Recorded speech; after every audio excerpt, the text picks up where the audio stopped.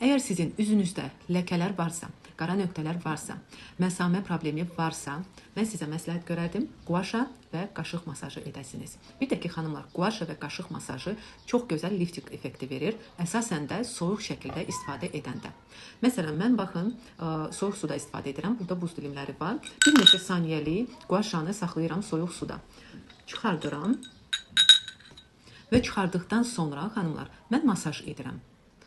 Bu şəkildə masaj edəndə dəri çox gözəl lifting effekti alır və çox gözəl cavanlaşdırıcı effekti görəcəksiniz. Bir də ki, eyni şəkildə xanımlar, qaşığı saxlayırsınız bir neçə saniyə soyuq suda və eyni şəkildə siz masaj edirsiniz. Baxın xanımlar.